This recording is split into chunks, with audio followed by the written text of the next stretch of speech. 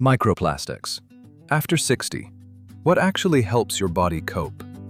The invisible exposure. There is something new in the modern world that previous generations never had to think about. You cannot see it, you cannot taste it, you cannot avoid it completely. And yet, it is now found in the water we drink, the air we breathe, the food we eat. It is called microplastics. And for many people, hearing this creates immediate concern. What does this mean for my health? Is this dangerous? Is there anything I can actually do? Today, we're going to look at this clearly, without fear, without exaggeration. Because while microplastics are real, panic is not helpful. But understanding is. Part 1. What microplastics actually are. Microplastics are tiny fragments of plastic. Some are so small they are measured in microns, even nanometers. They come from degraded plastic packaging, synthetic clothing fibers, industrial waste, environmental breakdown. Over time, these particles enter ecosystems, and eventually, they enter the human body. Recent studies have detected microplastics in blood samples, lung tissue, digestive systems. This doesn't automatically mean harm, but it does mean exposure is happening. Part 2. Why this matters more after 60. As we age, the body becomes more sensitive to cumulative stress. Not acute stress, but long-term exposure. This includes inflammation, oxidative stress, metabolic strain, reduced detox efficiency. The liver, kidneys, and immune system still function, but they do so with slightly less reserve. That means the same exposure may have a greater effect over time. Not dramatically, but gradually. Let's put this into perspective. Imagine your body as a system that has been working for decades. Every day, breathing, digesting, filtering, repairing, and doing it quietly, without you thinking about it. Now imagine adding something new into that system, something small but constant. That's what modern exposure looks like. Not overwhelming, but steady. And after 60, the question becomes not, how do I remove everything, but how do I support the system doing the work? Part 3. What science actually suggests. Let's be very clear. Microplastics are still being studied. There is no strong evidence yet showing direct cause and effect disease outcomes in humans. But laboratory and animal studies suggest potential mechanisms such as increased inflammation, oxidative stress, disruption to cellular signaling, interaction with the gut microbiome. The key word here is potential. This is not settled science, but it is enough to justify awareness. Part 4. The gut connection. Now this is where things become interesting. A large portion of microplastic exposure happens through ingestion, which means the gut becomes a central player. Your gut is not just a digestive system. It is an immune interface, a microbial ecosystem, a barrier between external and internal environments. And the strength of that system matters. Why the gut becomes more important over time. When you're younger, the body compensates easily. After 60, it becomes more selective.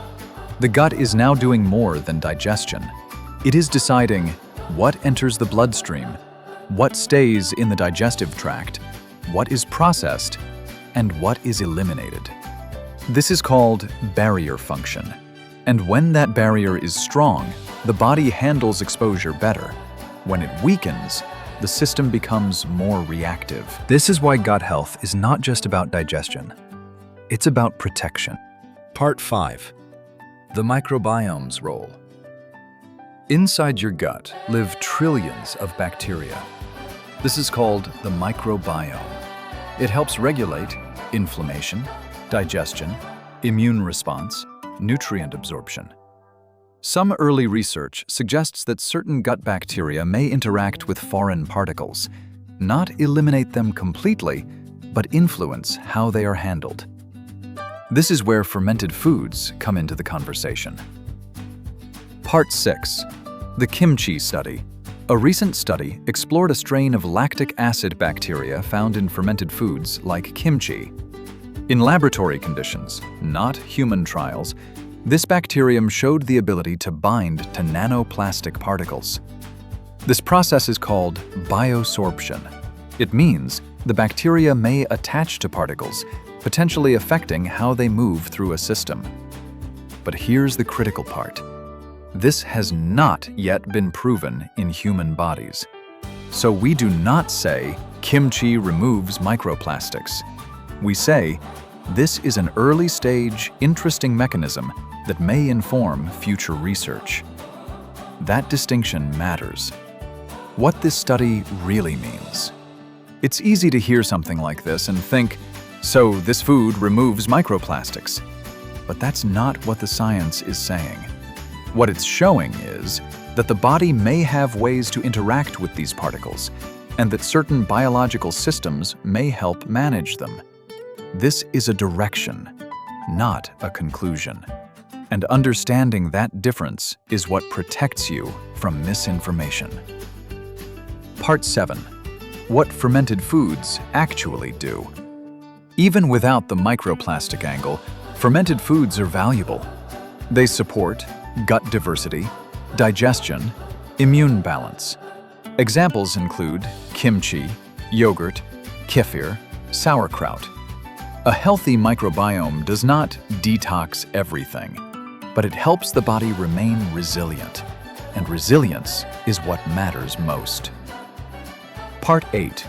What actually helps the body cope? Now we move from curiosity to clarity. There is no single food that removes microplastics, but there are systems that help the body manage exposure better. 1. Fiber. Dietary fiber supports gut movement, binding of compounds, elimination pathways. Fiber is one of the most evidence-supported tools for gut health. 2. Hydration. Water supports kidney function, cellular transport, elimination. Dehydration slows everything down. 3. Anti-inflammatory foods. Chronic inflammation amplifies damage from any stressor. Foods rich in antioxidants, polyphenols, vitamins help regulate this environment. 4. Gut diversity. A diverse microbiome is more adaptable. Fermented foods help. So do plant-based foods. 5. Reducing exposure where possible. You cannot eliminate exposure, but you can reduce it. Avoid heating plastic containers. Limit ultra-processed foods. Use glass when possible. Reduce bottled water reliance. Small changes matter over time. Part 9. The real risk is accumulation. The concern with microplastics is not one exposure. It is accumulation over years. That's why the goal is not remove everything immediately. It's reduce load and support systems. Part 10. The psychological trap. This is important. When people hear about environmental toxins, they often go into fear, overwhelm, extreme behavior. But stress itself creates more damage than the exposure you're trying to avoid. So the goal is informed calm, not anxiety. Why calm is part of protection. When the body is stressed, inflammation increases, digestion weakens, elimination slows. So even if your diet is perfect, a stressed system cannot process efficiently. This is why calm is not optional. It is part of the biological process. Part 11. What changes in 30 days? When you improve hydration, fiber intake, networks, inflammation, you may notice Week 1. Better digestion, more regular elimination. Week 2. Improved energy, less bloating. Week 3. More stable mood, clearer thinking. Week 4. Overall system stability. Not dramatic, but meaningful. Part 12. The bigger picture. Microplastics are part of modern life, but they are not the whole story. Health after 60 is shaped more by daily habits, movement, recovery, nutrition patterns, emotional regulation. These factors have far more influence than a single exposure. Part 13. Why the body focuses on balance, not perfection. The body is not trying to be perfect. It is trying to stay in balance. This is called homeostasis. Every system is constantly adjusting. Temperature, hydration, inflammation, cellular activity. Microplastics are one of many inputs, not the only one. So the real goal is not elimination. It is supporting balance.